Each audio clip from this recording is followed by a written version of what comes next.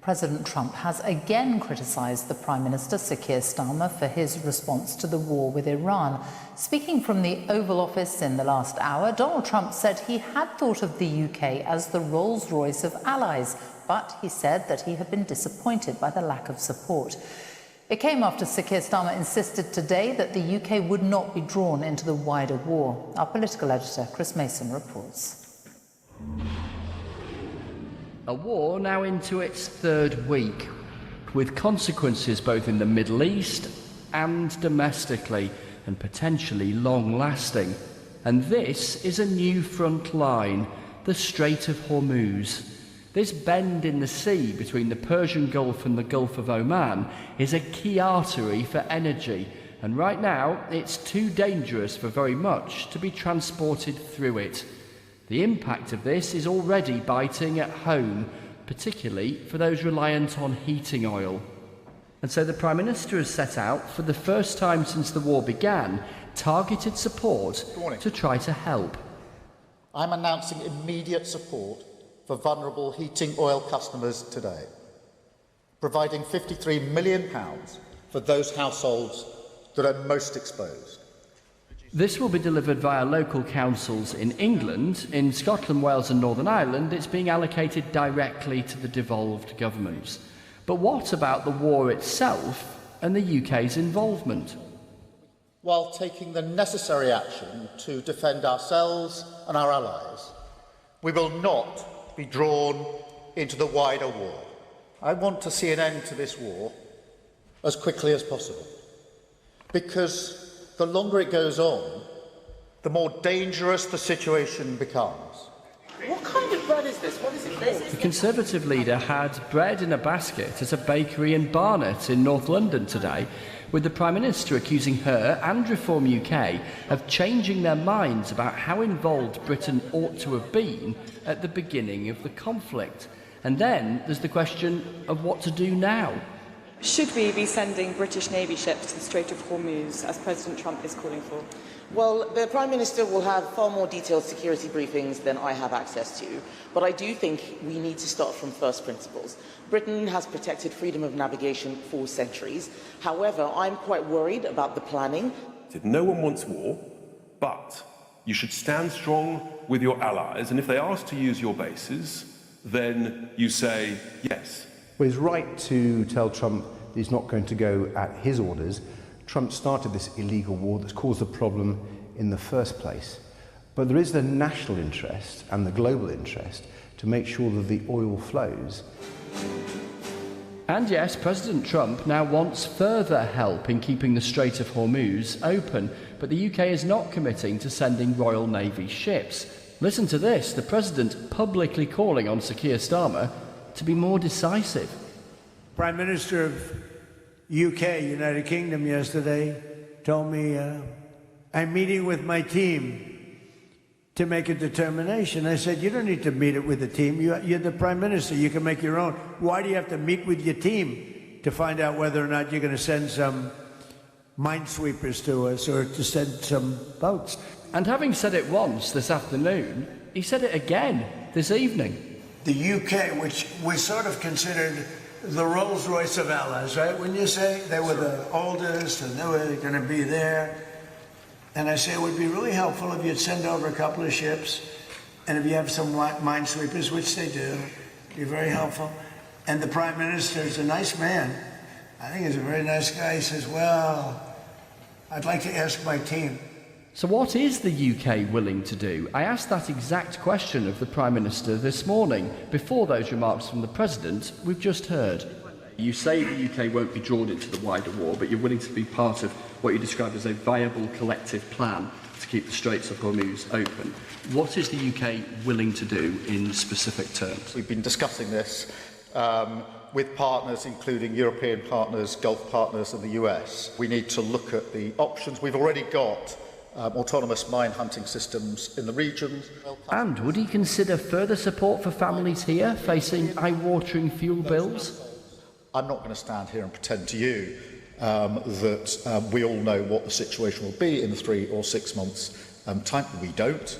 In other words, the Prime Minister, like the rest of us, doesn't know how or when this war will end and with what consequence between now and then. Chris Mason, BBC News.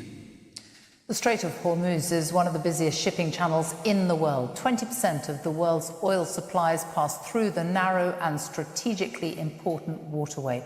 That's about 20 million barrels of oil every single day. But now it's been all but closed by Iran. Our defence correspondent Jonathan Beale reports on how Iran is threatening the long-term stability of the world economy. Iran's Revolutionary Guard have been rehearsing how they'll attack foreign warships for years, near the Strait of Hormuz, which they've long considered theirs.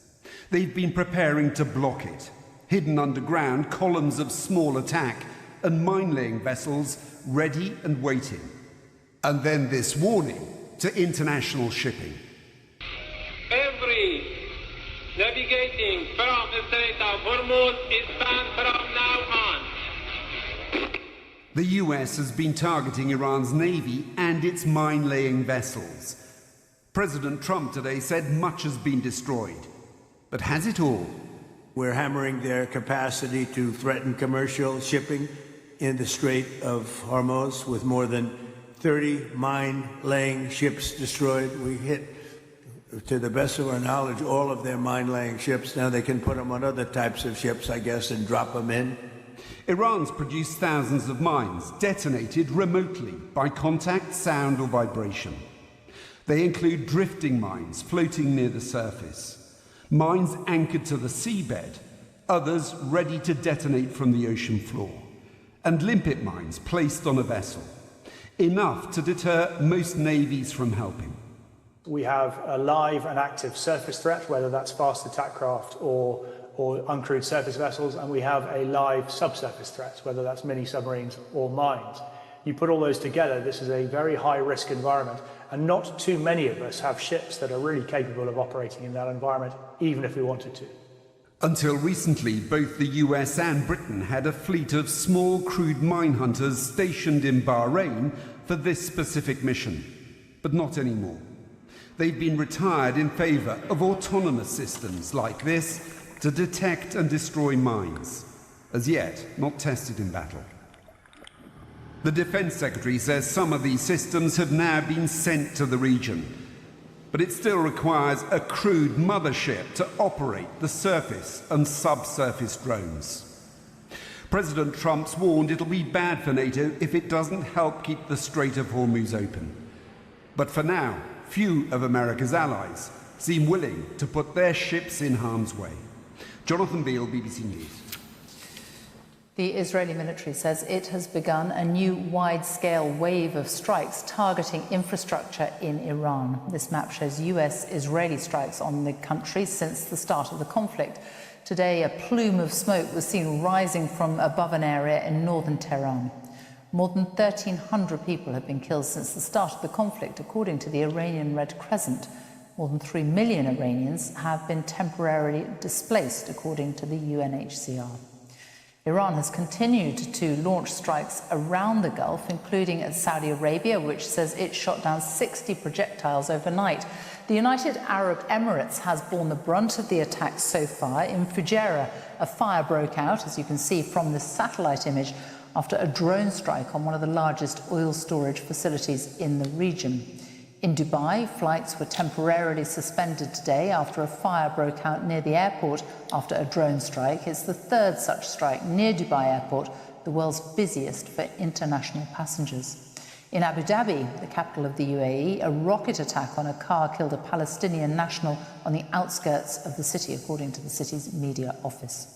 Well, the oil crisis is already being felt here in the UK. Wholesale oil prices have been rocketing during the Iran war, with knock-on price rises for UK consumers for fuel, most notably heating oil. The price of Brent crude oil is used as an international benchmark. It's gone up from around $73 a barrel at the end of February to over $100. Well, I'm joined now by our political editor, Chris Mason, and our international editor, Jeremy Bowen. And Chris, we saw in your report President Trump speaking just a short time ago. He has singled out the Prime Minister 3 times in the past 24 hours. The Rolls-Royce of allies, no more, it seems. It's really quite striking, isn't it? I mean, look, we've long known that this is a president who doesn't exactly do subtlety, but the way he is doubling down and repeating his critique of the UK and the Prime Minister, sometimes in these long news conferences where he hasn't even been asked specifically about the UK, but still mentions the Prime Minister, and then he's using words that are designed to travel and designed to end up on front pages all over the place, that Rolls-Royce line in particular. Now, look, clearly this is awkward for the Prime Minister, but I don't think it is necessarily wholeheartedly negative. He believes that he's made the right call. He makes parallels repeatedly with the Iraq War of a couple of decades ago. He did the same again this morning, and he believes he's got public opinion on his side. And it's worth unpacking a little bit what the President says. I hear from folk in Whitehall that they think some of his remarks and his observations are garbled relative to the conversations that they themselves have been privy to. I hear repeatedly the Prime Minister trying to make a virtue of what he sees as subtlety and nuance and presenting that as a strength and acknowledging uncertainty about where the conflict goes. And on a factual basis, I'm told that there's never been a formal request nor offer for aircraft carriers. I also hear from this side of the Atlantic that these references the President was making to the team when he was talking about the Prime Minister, that what the Prime Minister was attempting to articulate was a sense of what the military and what the UK's allies might collectively be able to do as a team, as opposed to his ability or otherwise to act decisively. Nonetheless, that next face-to-face meeting between the Prime Minister and the President will be quite the spectacle. Indeed. Jeremy, we have no idea how much longer this war could go on, but what it is doing, and we are seeing it, is that it is reshaping things very dramatically before our eyes. Yes, and it's only week 3, and we don't know where it's going to end. Wars often act as catalysts, speeding up changes that were probably going to happen anyway, but then they get this turbo boost behind them. Excuse me. So if you look at the Gulf, first of all, and we're seeing all the damage and those pictures coming out of it, loads more fires, those Gulf countries have had serious differences between each other, amongst each other. But now I think, and this is what I'm hearing, is that there's a sense now that they're going to have to reassess. Yes, of course they will keep close to America as much as they can. But the word I'm hearing is things like diversify. We need to diversify our alliances, because where has this alliance with America actually got us? How have they protected us? Where does this security alliance work? And of course, always waiting in the wings, China has shown a lot of interest in the Gulf in the past. The transatlantic alliance, we've been hearing quite a bit of it from Chris, and stronger language coming from the Europeans, from the EU, from the Germans. Boris Pistorius, the defense minister, this is not our war, we didn't start it. You know, the split is back in a big way. And I think that now that they've decided, they've concluded that appeasing Trump doesn't work, it makes it easier to say no. And one more thing, Sophie, and that is Iran itself. It's been known for a long time that the Strait of Hormuz is a choke point in the world. But the conventional wisdom always was that the Iranians would not try and block it because they need it too. But actually, I think they're being shown now that however weak they get, as long as the regime is still there, survival is, of course, their absolute priority. They've got this very potent weapon, and there aren't that many answers thus far about how to deal with it. Jeremy Byrne, Chris Mason, thank you both.